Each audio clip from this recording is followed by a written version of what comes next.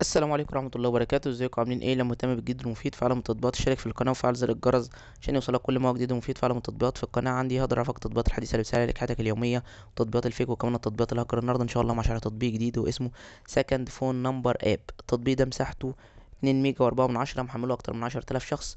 التطبيق ده تطبيق خاص بان انت تقدر تحصل على رقم موبايل تاني يكون خاص بيك، تقدر ان انت تخليه برايفت، تخليه محدش يكون عارف عنه حاجة.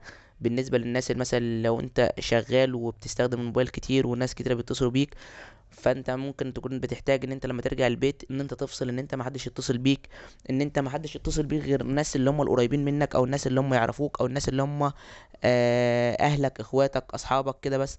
فانت ممكن تعمل رقم زي ده تخليه يكون هو ده رقم البرايفت، او ممكن تجيب وتخلي الرقم ده يكون هو الرقم الخاص بالشغل، والشريحة بتاعتك هي اللي بتكون اللي يكون البرايفت.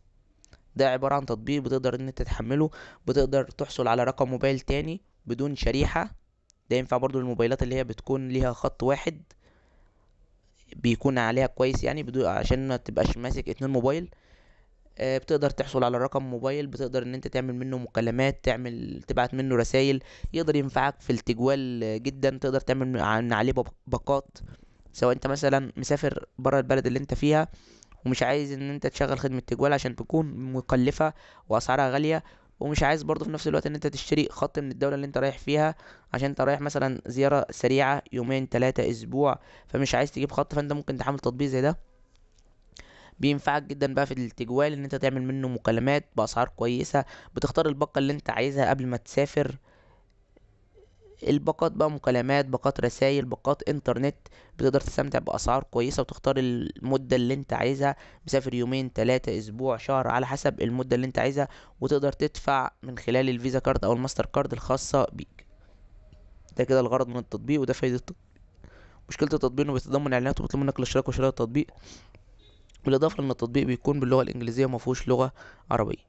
بس كده يعتبر ابسط شرح بالنسبه للمميزات والعيوب. لو عجبك شرح التطبيق يا ريت تدوس لايك للفيديو. لو عايز شرح تطبيق معين يا ريت تسيب لي في كومنت. لو اكتشفت ميزه او عيب للتطبيق في اي تحديث من التحديثات القادمه اكتبها في تعليقات الفيديو. بمناسبه لو اكتشفت ميزه او عيب اكتبها في تعليقات الفيديو، فده دايما تنويه بنوه عليه في اخر كل فيديو، علشان لو حد شاهد الفيديو وحمل التطبيق، وبالذات الناس اللي هي بتشاهد الفيديو بعد نزوله بفترة طويلة واكتشفوا ميزة او عيب يكتبوا فيها التعليقات كمساعدة منه او مساهمة ان هو لو اي حد غيره شاهد الفيديو يعرف ان التطبيق تم فيه تعديل، سواء بقى افضل او بقى اوحش. ده علشان ان في ناس بلاقيها بتخش على تطبيقات موجودة على القناة بقالها فترة طويلة 10 شهور سنة او اكتر من سنة، وتكتب لي بعد ما تحمل التطبيق تقول لي احنا لقينا في التطبيق حاجات ايجابيه او حاجات سلبيه، انت ليه ما قلتش على كل الحاجات اللي موجوده؟ ده ببساطه لان وقت شرح الفيديو او وقت شرح التطبيق ونزول الفيديو ما كانتش الحاجات دي موجوده. اما لو انت شاهدت الفيديو بعد نزوله بيوم بيومين باسبوع بشهر هتلاقي كل الحاجات اللي انا قايلها في التطبيق الايجابيه والسلبيه اللي موجوده في التطبيق بالظبط. لان دي يا جماعه كلها تطبيقات يعني بتنزل لها تحديثات مستمريه.